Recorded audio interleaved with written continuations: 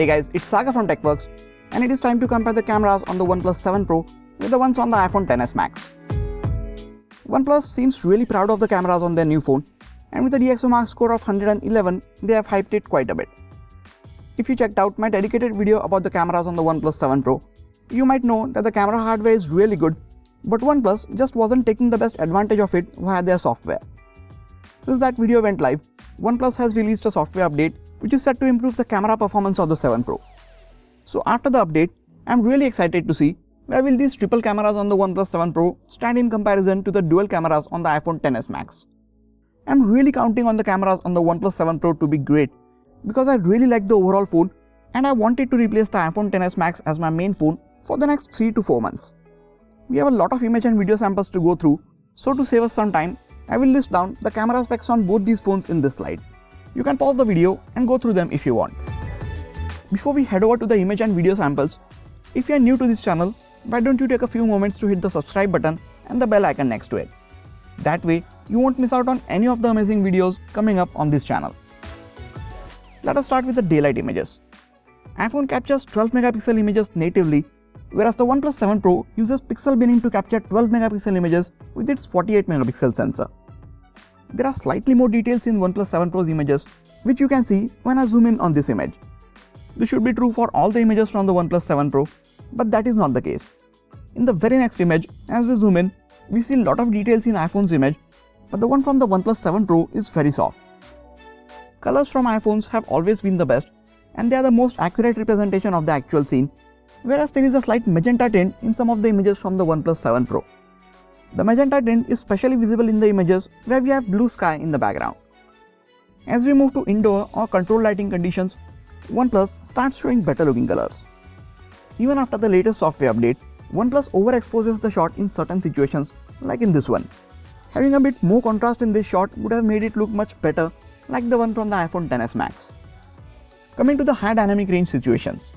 This is one of the areas where OnePlus says they have made some improvements with the latest software update. In some of the images, we see the 7 Pro showing better dynamic range, but this performance is not consistent. While the Smart HDR on the iPhone XS Max delivers good and consistent performance in these situations.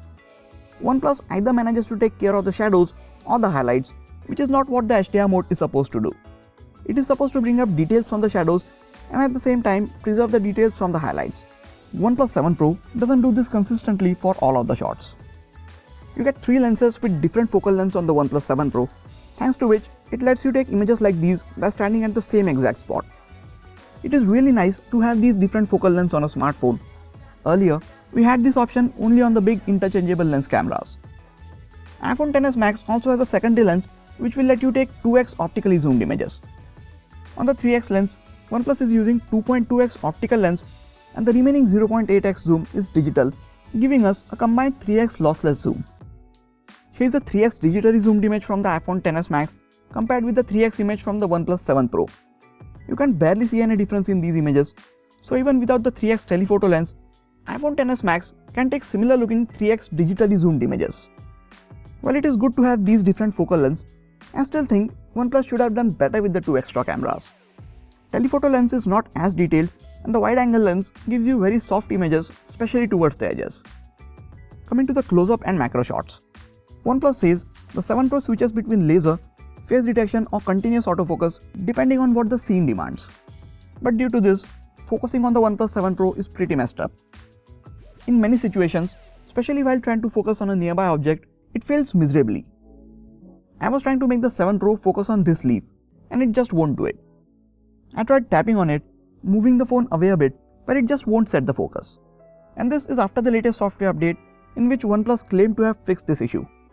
iPhone on the other hand is very quick at focusing on near and far objects in any lighting situations. After multiple attempts, when the OnePlus 7 Pro finally sets the focus, its close-up shots turn out really good.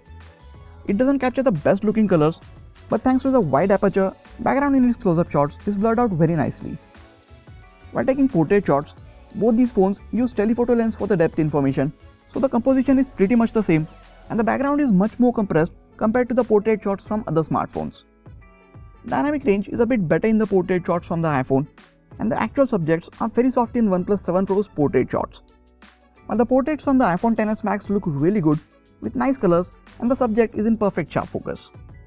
Even while capturing portrait shots of objects, the overall subject and its edges are softer from the OnePlus 7 Pro. Both are good at detecting the edges and separating the subject from background, but the images from the iPhone XS Max look much better in comparison. Getting to indoor and lower lighting situations, both have OIS, so they try and do very well to keep the overall noise levels to minimum. Colors are much more accurate from the iPhone XS Max. Despite of having wider f1.6 aperture and using pixel binning, there are less details in OnePlus 7 Pro's low light images compared to the ones from the iPhone XS Max. But to make up for this, 7 Pro gets a night side mode. With this mode, images are sharper and show a lot more details. Rather than capturing multiple images like most other phones with night mode do, 7 Pro captures an image in less than a second and then takes a few seconds to optimize it digitally in post.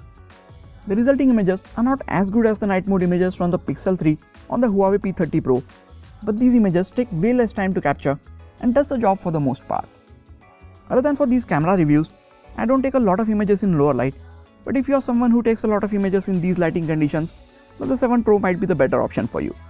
That being said, iPhone XS Max even without the night mode is performing really well, and it is showing much better and true to life colors even in these lower lighting situations.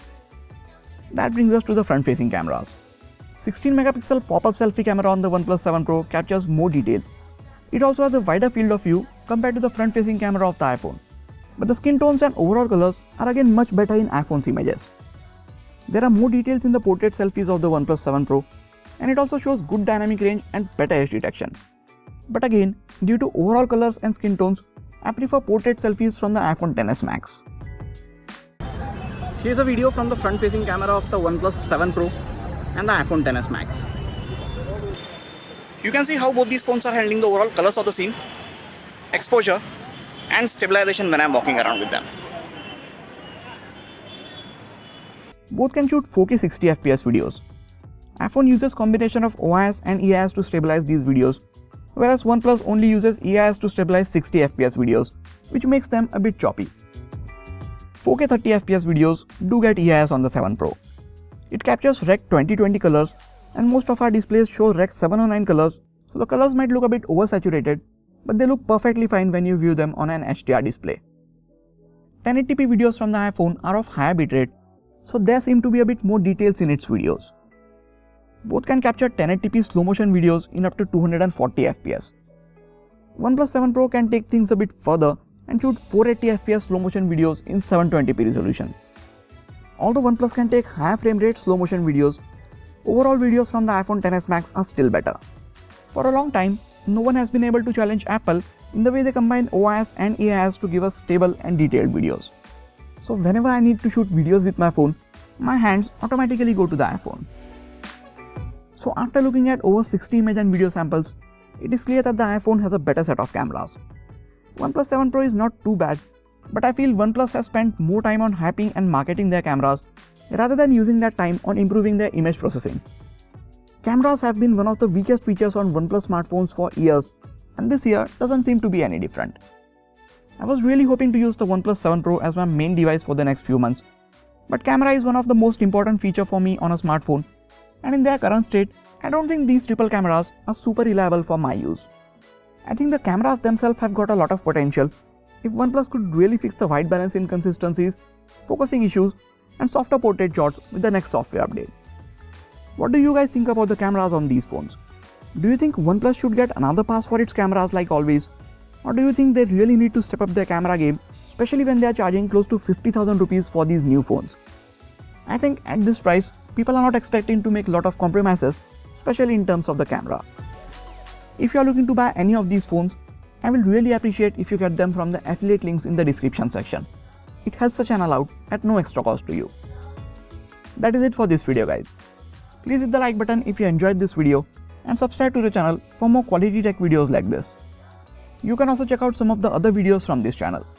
This has been Sagar, and I'll catch you guys in the next video. Take care.